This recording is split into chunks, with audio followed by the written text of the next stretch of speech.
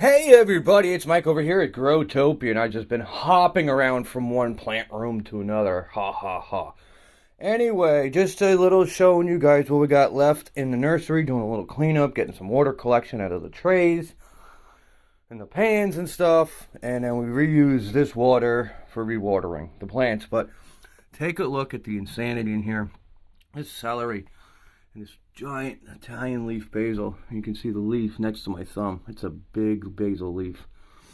And I have very small non-manly hands. I think it's been playing with plants all day. But these are all my peppers right now. I got my egg.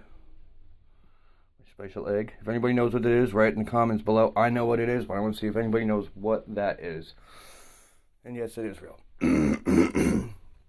I think it's a little velociraptor egg.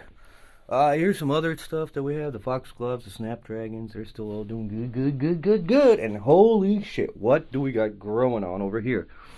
These are tomatoes and stuff that are all planted in January 1st, New Year's Day. And then these were a month and a half later, and then down the line. And yeah, we got to get this stuff outside. But we need the temperatures just to go up a little bit higher. Just a wee bit.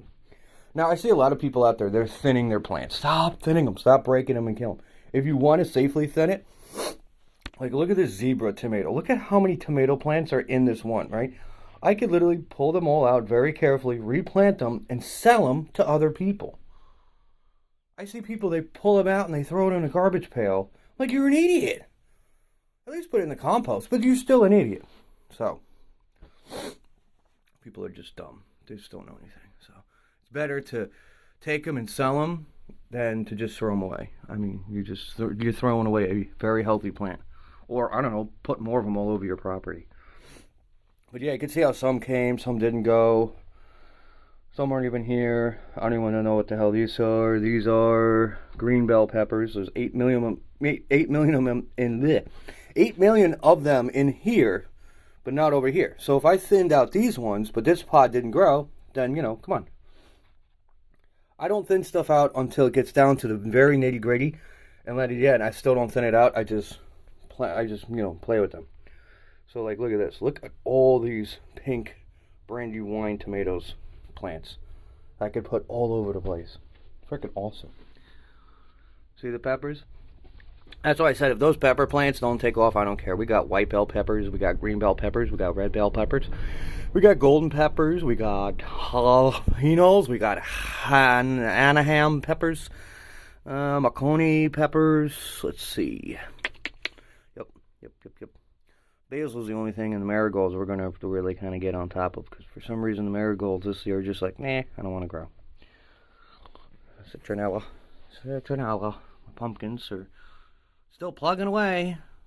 They're pumpkining. And so is the coleus. So, and like what I like to do in here, I'm just going to give them a little squeeze. Right? Because today's watering day, right? So, the only thing that might really need water, and I'm going to go around and squeeze everybody. That's right. I'm going to even squeeze you. You who's watching the video. I'm going to come to your house and squeeze you. No. The video just got really creepy. See how wet it is in there? Almost killed my tiny Tim. Alright, like a bag rip when I squeeze it. Now you could see, I can hold the camera right. You can see how wet it is, right? I'm leaving wetness behind. So. And it's not going to be just one bag like that. It's going to be all of them in that tray. And they're all keeping their wetness. So the next one. Another one. Wet on the bottom, bag is wet, don't need to do it.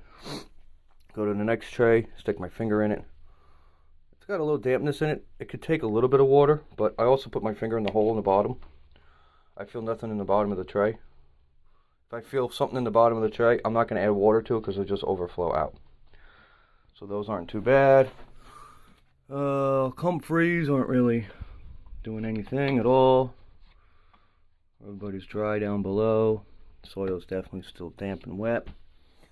Let's see, you guys are still doing pretty good. You're still damp and wet. A little dry in this one here. A little dry going down, so I'll just water those guys. But yeah, that's how I go along and I check. Look at this. It's just sitting in water. So this tray alone does not need any water. This one is dry down there, and pepper bags are a little dry, but not like dried out. These super sauce tomatoes, they're okay. They don't look like they need any water. You guys got water in your tray. This tray, I could already tell. This one, yep, they're sitting in water, so they don't need it. They're going to need water. Those guys, they got water in their tray already. And I water them once a week, so. And then I'm turning the fans on today. I got to get this stuff off the window. These plastic shelf things, they weren't bad when I first put them on. But then as I put the heavy stuff on them, they just kind of start to fall off the window. So I'm going to get rid of them and get this window open, because this room is like so stuffy in here. We need some air circulation. So, and like I said, I got the fans, so I'm going to be putting the fans on. I'm going to get the window open, get some fresh air in here, because this door stays closed. And we're going to need some fresh air in here. And to get these plants ready to go outside, they're going to have a different temperature in here. Because right now, this temperature in here is like almost 70. So we got to start getting them used to going outside. So I'm going to only add water to, I think, that guy, these two here, splash in those trays, and the citronellas, and that's it. Watering is really quick and easy. It's just, the funny thing is, the reason why this fucking banana is so heavy. Oh my god. Sorry, slide my foot doesn't help, right? The reason why they're not drinking up as much water as they were, that's due to the lack of heat. So because I'm not running any of the heat mats on them at all, and they've just been running at the temperature of the room, growing, just to try to kind of hold them on, the water's not evaporating out of it as quick as it was. So it retains the water a lot more, and you saw that. So that's why the watering schedule that I have is water every Sunday is great. But okay, if I'm not going to water those today, I got to keep an eye on them check on them every 2 to 3 days. But if everything goes well with this weather that we're having, then 99% of these plants are going outside. They're moving out. So, first I'm going to, send the ones that I have off to my customers. And now I'm plant the rest of them in the orchard and stuff, and probably every place under the sun, because the only things that are staying inside offhand is the celery and this tray here with the yellow plums that are kind of like snaked up and through here, which is funny because they're doing really good, but now they're like dying off, as you tell. But that's because there's no light up there. It's just a fluorescent light bulb. The light is down below, so. But I'm just experimenting with something with them, so I don't really care.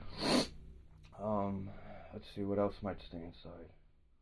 I still got other plants that haven't come yet. Birds of paradise. They're called fake birds of paradise. They're lobster claw plants. I'm still waiting on those.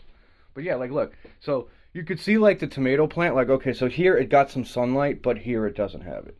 Okay, and it's a really cool experiment. But you can see like here, it's found the window, right? Now it's got some freaking sunlight coming in, and it's like, I found the light. But if you follow the rest of the plant, all the way back down and up, the leaves are all like me. But now that it has found the light, now it's doing good. Now, theoretically, what I really could do, which would be insane, was take a string and stick it in the ceiling and then run it down here and run the tomato plant up here to the window. And let's see if I can grow yellow plum tomatoes inside here. Just something cool I'm screwing around with, So, anyway, guys, that's it. I hope everybody has a happy Easter. Like, subscribe, share it with your friends and family, and get out there and grow something. And stay tuned for more to come. Don't know what's coming next, but next weekend definitely we will be doing some planting. And today I'm going to go out to my potato bag, pull out some potatoes that we've been growing for over a year, so we can have some potatoes with our ham, which I'm going to start the oven very, very shortly. Later.